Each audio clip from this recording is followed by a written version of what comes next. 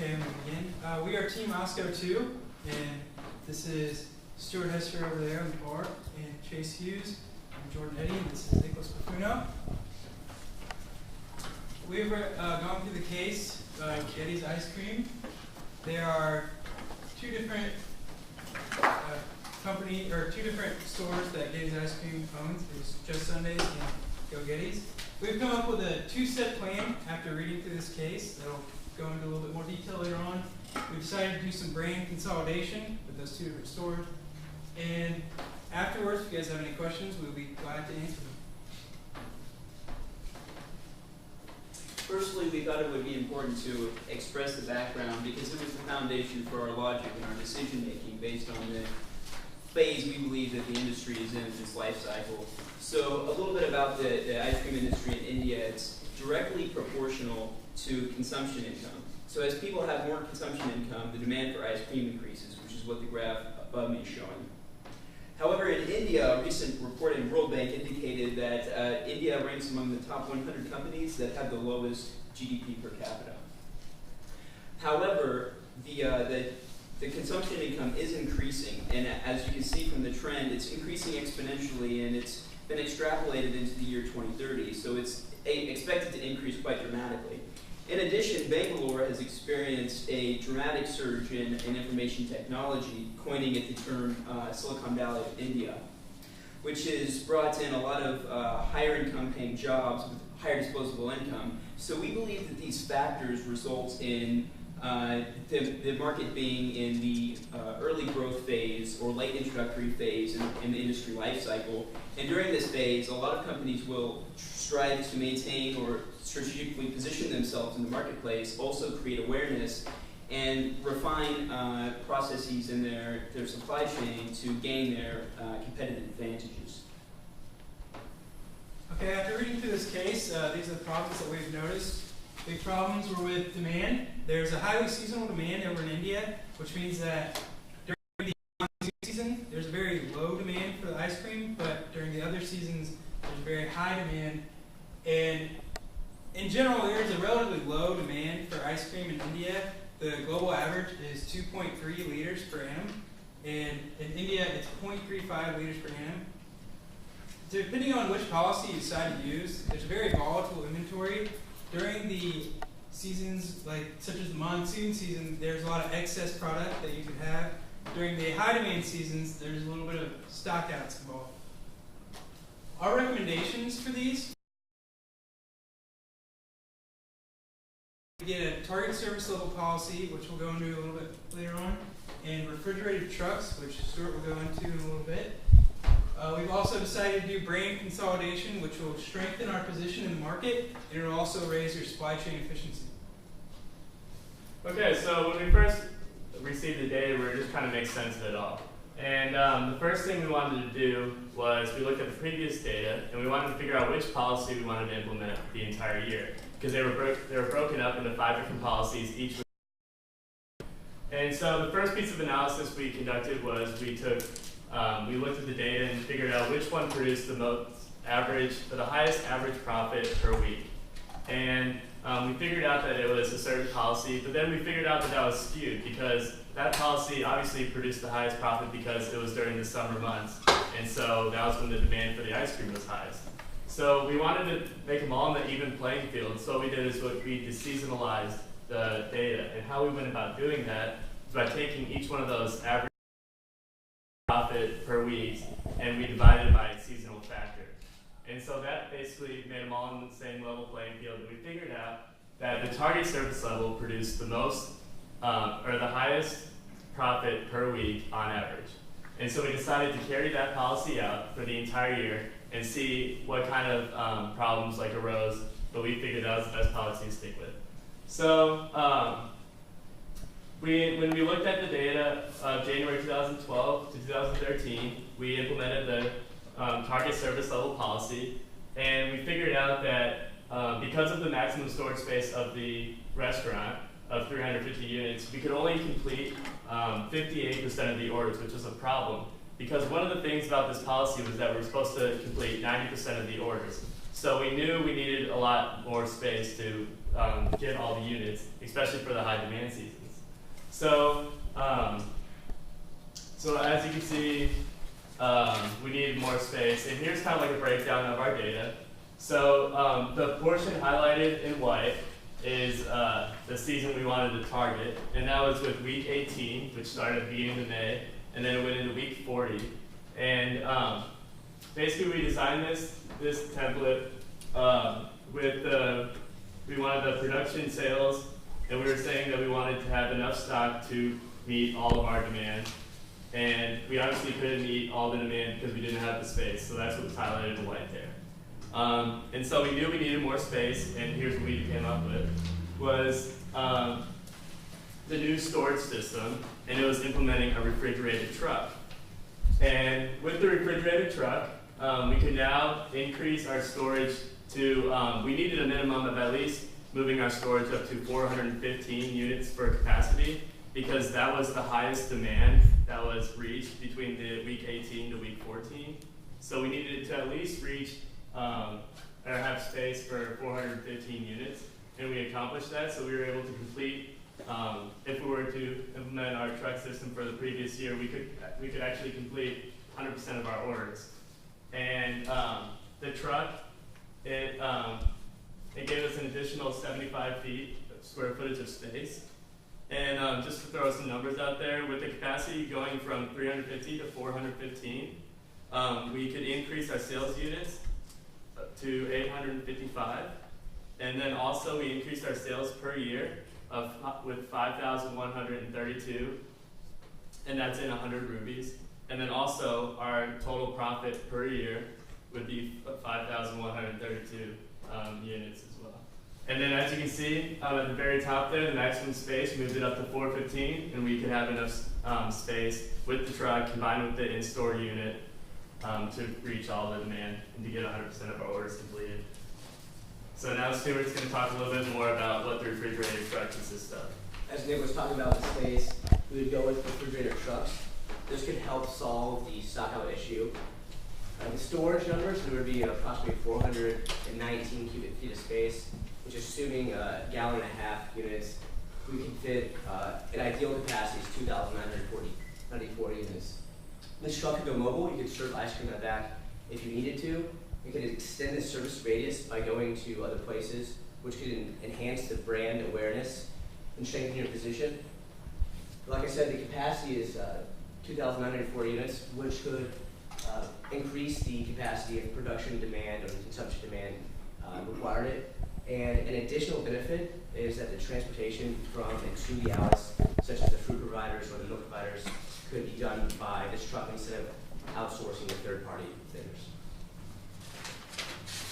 So as Stuart said, before we were to implement this refrigeration truck policy to play into Jetty's vision of customer loyalty, which we feel is gained through driving the refrigeration truck to the local markets in India, which we have targets and schedules for.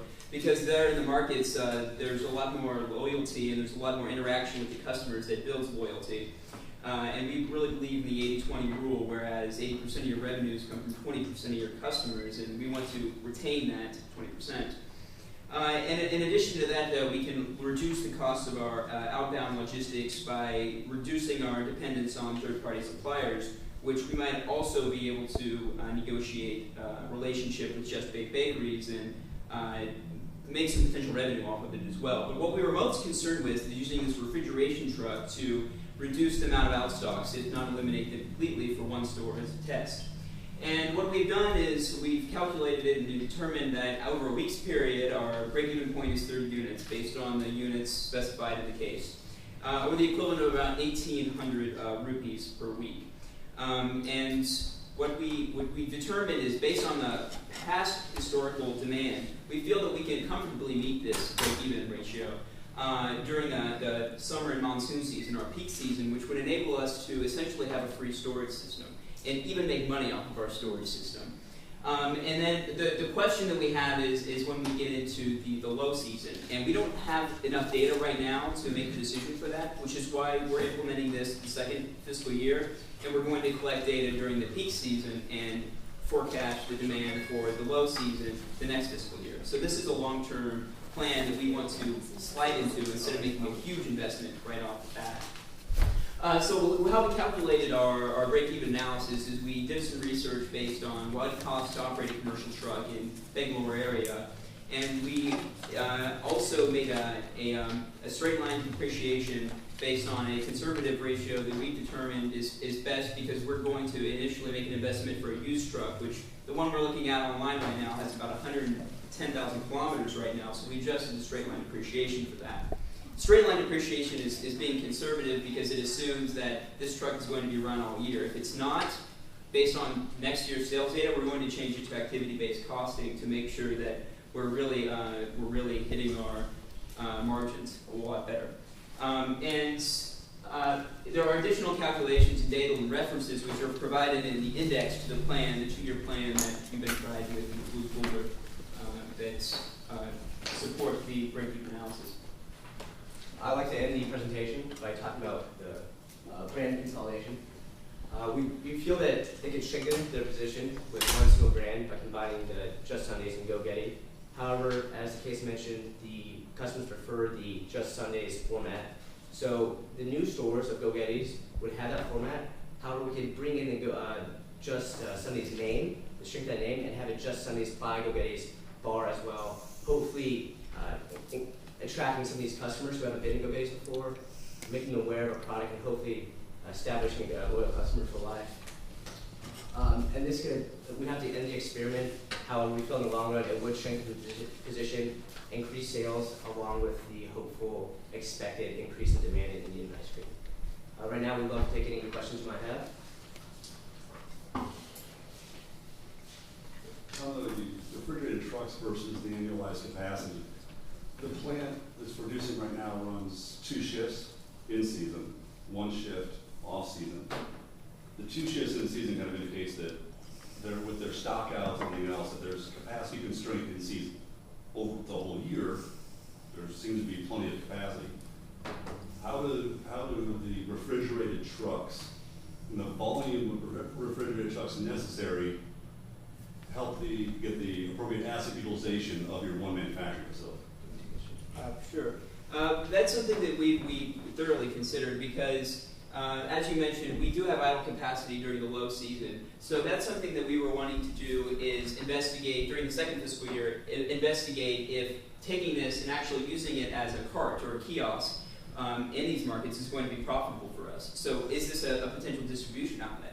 If that's a no, we have a contingency. That contingency is, again, partnering with Just Bakes and using our franchise model to explore markets. We can take that truck into the markets that we're wanting to enter and forecast the demand for that and show potential investors, look, this is what your potential ROI would be. And also, we can deliver this to you, which increases our profit margins because we don't have to rely on third-party logistics.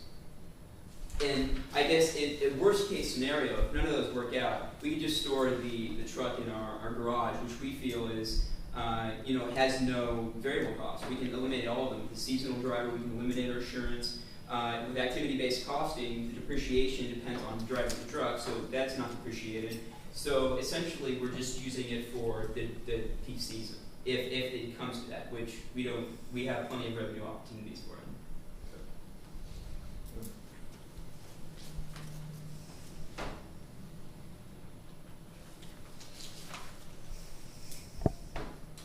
So did you guys tell us how many trucks you were going to need, or is it just? Right now, we start off with 1.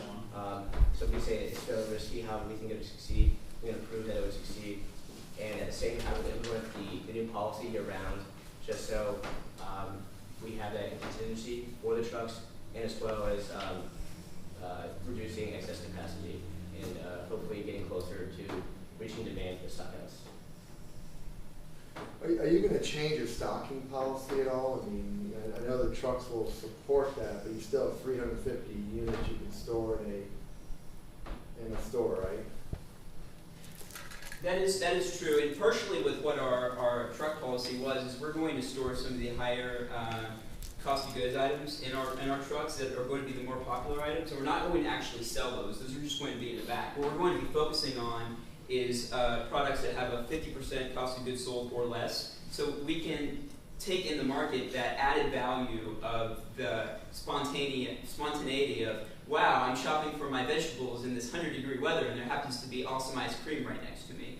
And we can take that and say, we might not have your favorite flavor, but we do have ice cream, and it's the best ice cream in Bangalore with our strategic positioning. So to answer your question, we are keeping stock in essentially a mobile freezer to maintain that capacity. And if something happens, the store is running low, we have a certain ratio. Let's say they call us up and say we have X amount of products left. We'll go. We'll go from the market and then we'll go straight to the store, which based on our speculations, based actually on Google Maps in our market that we're going to, is between 6 and 9 kilometers from the store, depending on which day, Saturday or Sunday or Monday, Wednesday, Friday, depending on which market we go to. 6 kilometers in Bangalore can take you 2 hours. More than that. More than 2 hours. More than that. Well, I mean, that traffic is a concern. However, it is not very large distance, and we will be leaving very early in the morning. And we understand traffic is very constant throughout. However, that is how we will plan for. We just plan for a larger amount. So instead of calling and saying we need it right now, when they have a higher amount, we'll come sooner. So by the time we get there, they're going to still have a little bit of stock left, but we can reasonably have it. This is essentially a safety position that we have in place that happens to make money, lots of money, if it's implemented correctly. And you're still going to keep all your flavors, 26 flavors? Absolutely, absolutely. Because we feel like that's part of Jetty's strategic positioning, which is critical for this growth phase in the market, is maintaining our strategic position, which means meeting customers' demands. Because we did some research on retailing stock policy, and consumers in retailing industry are more likely to switch to the brand when their favorite brand is out, and more often incrementally. So if we're out of our goods for a large portion of the year, they're eventually going to start substituting other flavors, or they're eventually going to start substituting other companies, which loses our strategic positioning of value for the consumer. So it is critically for us, I believe, to keep our 28 flavors. However, focus more on the higher profit margin flavors from the truck. Time for one more quick question if anyone has one.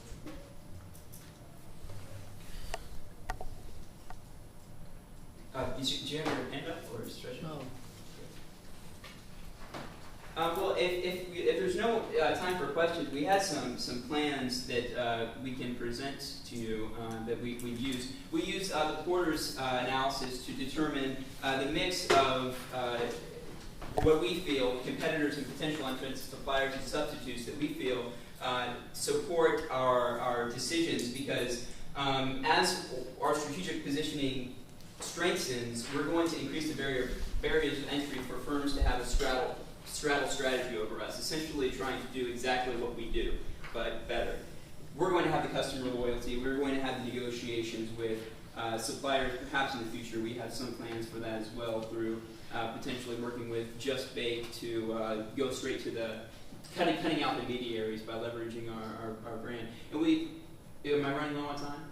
Yeah, we're about 5 minutes left. So. Okay, well, I'll just finish this. I'll just finish this strategy map, and I'll be done. Unless there's another question based on. Okay. So with the strategy map, we focus on the financial perspective and the customer's perspective as well, because we feel that with our strategy, again, it's based around the consumer experience. And what we wanted to do, and we feel is parallel with Getty's strategy, which is what we try to base this around, is what Getty's mission and vision was, and what they're already doing. We're just trying to add a little bit more to it. Is trying to increase the experience for the consumer, trying to get them higher quality goods at market prices. Will that cut into our revenue, and will that cut into our profit margins over time by having larger flavors? Yes, it will. But in the long run, we're going to have that consumer loyalty, and that's what Getty's wants. I mean, that's their vision, and we want to help them achieve their vision, which is partially why the reason that we're doing this case today. So that's what the sections that we focused on. So I believe that we're coming to an end on our time, but thank you all very much for your time. This has been an amazing experience for us. I know that this is all our first case competition, but we really worked hard to make it as perfect as we possibly can for Getty's, if they consider implementing our solution, and to make all of your time valuable here today. Thanks. Thank you.